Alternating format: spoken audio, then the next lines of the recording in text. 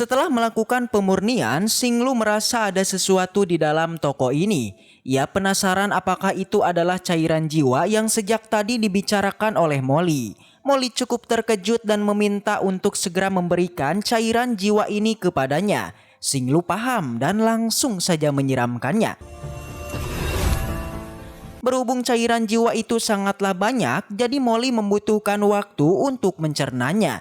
Tapi sebelum tidur dirinya memberitahu kalau ada sesuatu ruang di dalam pedang patah itu. Pada awalnya Xinglu tidak tahu apa yang dia katakan.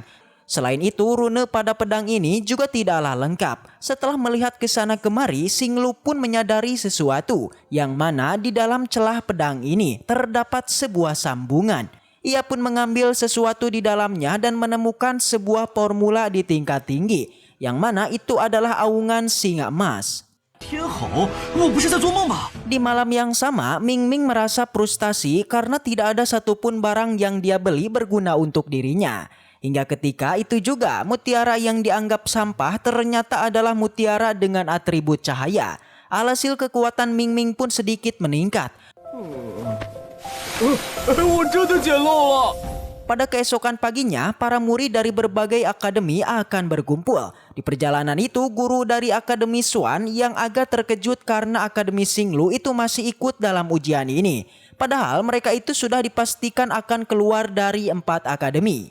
Guru Tao tidak meladeni ocehannya, apalagi untuk merebut posisi 4 besar dari akademi mereka hanyalah mimpi belaka. Mendengar perkataannya, guru itu pun mengajak Guru Tao untuk bertarung. Jika Akademi Xinglu menang, maka dirinya akan memberikan 10.000 kristal. Tapi Guru Tao tidak tertarik dan meminta untuk menaikkan taruhannya, yang mana itu adalah obat mujarab tingkat 6. Jika dirinya kalah, maka Guru Tao akan memberikan anggur api awan. Sedangkan jika Akademi Xuan yang kalah, maka mereka harus memberikan obat mujarab dengan tingkat yang sama. Guru itu menertawakannya yang seakan-akan itu meremehkan Akademi Xinglu. Dia yang sangat percaya diri bisa menang akan memberikan teratai 9 daun. Guru Tao menyepakati persetujuannya. Tak begitu lama mereka pun tiba di hadapan penguasa dari kota Gumo. Ia menyambut kehadiran dari para guru dan murid dari semua akademi yang telah datang untuk mengikuti kompetisi yang diadakan setiap 3 tahun sekali. Semakin tinggi posisi akademi mereka, dirinya akan menjanjikan imbalan yang tinggi pula. Kompetisi kali ini akan diadakan di medan perang kuno. Jadi mereka itu harus berhati-hati karena hidup mereka kapanpun bisa dalam bahaya. Ia pun mempersilahkan para murid yang takut untuk berhenti, mumpung mereka belum masuk. Akademi Xuan yang sangat percaya diri dan berharap mereka baik-baik saja. Jadi mereka meminta untuk langsung membuka medan perang kuno. Karena tidak ada satupun murid yang mundur membuat penguasa kota begitu senang. Ia pun mempersilahkan mereka untuk mengambil token. Sambil meneteskan darah di token itu, maka monster yang mereka habisi akan langsung dicatat di token tersebut. Tingkat poin juga akan meningkatkan peringkat akademi mereka. Selain itu, jika mereka dalam bahaya, mereka bisa langsung hancurkan token itu akan bisa berteleportasi keluar dari medan perang. Namun jika mereka menggunakannya ketika waktu kompetisi masih dimulai, maka bisa dianggap mereka telah tersingkir dan semua poin yang telah mereka kumpulkan juga akan hapus. Berhubung para murid sudah paham, jadi medan perang kuno pun dibuka.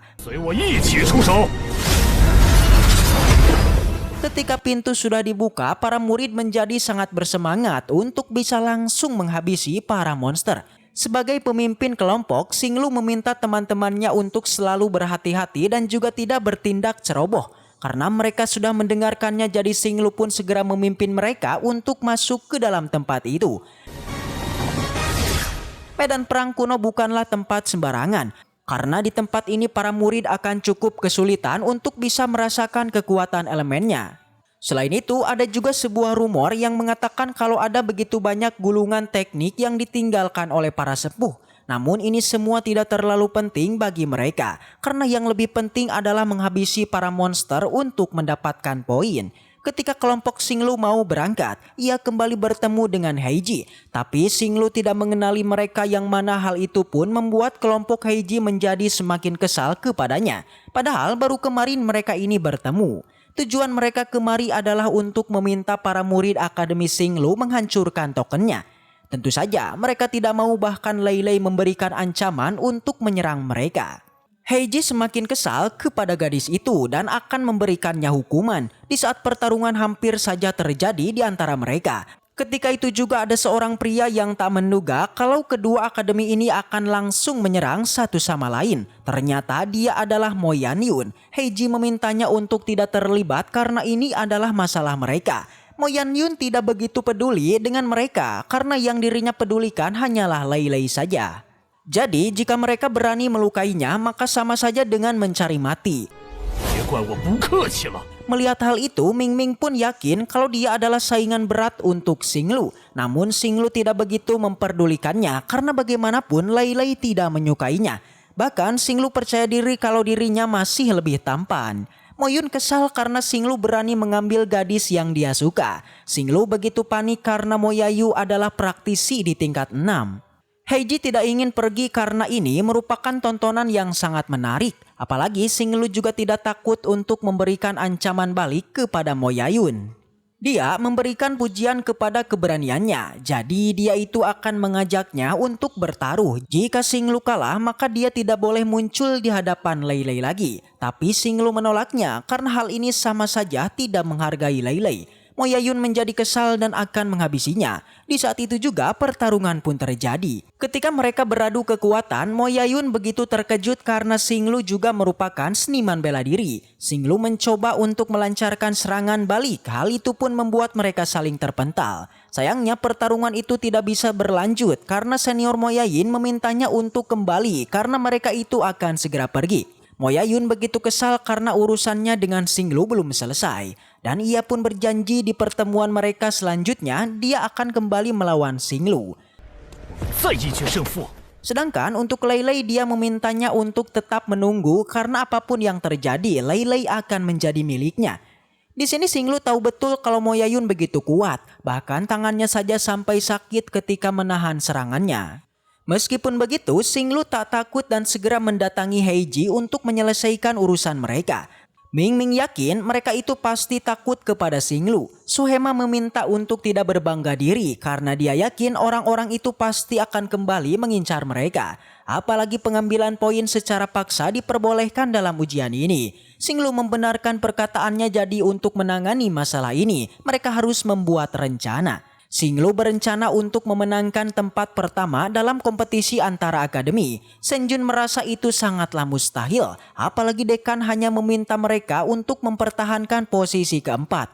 Sedangkan untuk mendapatkan posisi pertama itu akan sangat sulit bagi mereka. Suhema berpikiran hal yang sama. Selain itu, kekuatan mereka juga tidak sebanding dengan akademi lainnya. Ming Ming meminta Xinglu untuk tidak terlalu ambisius karena posisi keempat sudah sangat bagus.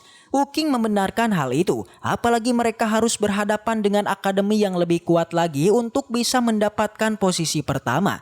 Ketika semua orang menolak, Lei Lei merasa kalau perkataan Xinglu adalah benar karena seharusnya mereka memiliki ambisi yang lebih jauh lagi daripada posisi keempat. Xinglu yakin kalau mereka sudah tahu para akademi lainnya tidak menganggap akademi Xinglu kuat. Bahkan mereka juga sadar dengan betapa lemahnya mereka ini. Tapi Xinglu yakin selama mereka bersatu maka semua pasti bisa dilakukan. Xinglu pun meminta teman-temannya untuk mendengarkan rencana yang akan dirinya buat. Entah apa yang dikatakan Xinglu, teman-temannya itu setuju saja dalam mengikuti rencananya. Di sisi lain, tepatnya di sarang para monster, terlihat ada seorang pangeran monster. Jadi sang pangeran begitu senang karena ujian telah kembali dimulai. Dia akan mengerahkan para pasukannya untuk menghabisi para murid. Sang pangeran juga menjanjikan siapapun yang menghabisi manusia yang banyak maka dia juga akan mendapatkan imbalan yang banyak pula. Mereka semua paham dan akan mengikuti semua perintahnya. Dia sadar betul kalau para manusia cukup kuat tapi mereka tidak akan bisa bersatu. Jadi hal inilah yang akan memudahkan mereka untuk menghabisi para manusia. Selain itu, di dalam medan perang kuno ini terdapat kekuatan yang bisa para monster gunakan dengan sesuka hati. Ketika dia memberikan perintah, di sana semua bawahannya mulai melancarkan serangan kepada para murid. Mereka begitu percaya diri para monster akan dikalahkan dengan sangat mudah. Namun karena kerjasama yang buruk di antara mereka, itu telah menyebabkan mereka kalah dalam pertarungan ini. Scene berpindah kepada kelompok Xinglu yang mana mereka itu sudah diintai oleh para monster.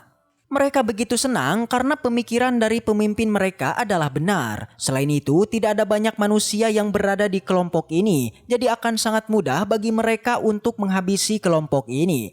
Melihat kedatangan mereka membuat Ming Ming begitu terkejut karena jumlah monster ini sangat banyak.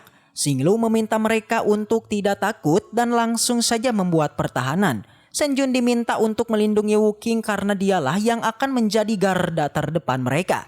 Selain itu, Xinglu dan juga Lei Lei akan saling bekerja sama untuk habisi dari belakang. Para monster tidak menduga akan ada begitu banyak praktisi di dalam kelompok ini.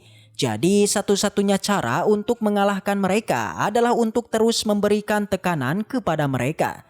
Akibat serangan itu, mereka pun cukup kesulitan untuk menahannya. Xinglu memintanya untuk bertahan karena mereka harus mengincar pemimpinnya dulu. Dengan begitu dirinya yakin formasi para monster akan hancur dan membuat kemenangan pasti akan jatuh kepada mereka. Ming Ming diminta untuk segera menggunakan teknik cahaya. Selain itu, dia jugalah yang akan bertanggung jawab dalam kemenangan mereka. Melihat perjuangan teman-temannya, tentu saja Ming Ming tidak akan menyia-nyiakan kesempatan yang telah mereka berikan. Dengan penuh kepercayaan diri, Ming Ming langsung saja menggunakan teknik cahayanya. Hal ini membuat para monster kesakitan karena bagaimanapun cahaya adalah kelemahan terbesar bagi kekuatan mereka.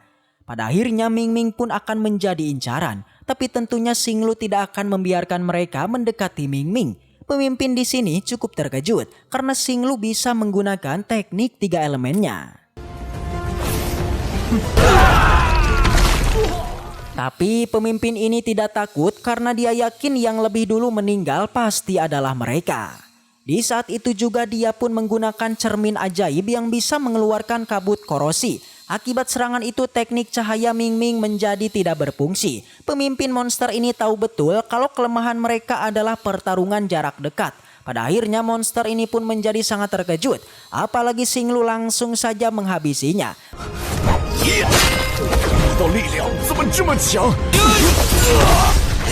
Melihat pemimpin mereka yang sudah meninggal, semua monster pun segera pergi. Tapi tentu saja Xinglu tidak mau membiarkan poin-poin mereka lari begitu saja. Setelah mengalami pertarungan yang cukup lama, mereka semua pun memilih untuk beristirahat. Sebagai seniman bela diri, Wu Qing akan menjaga teman-temannya yang sedang memulihkan mana mereka.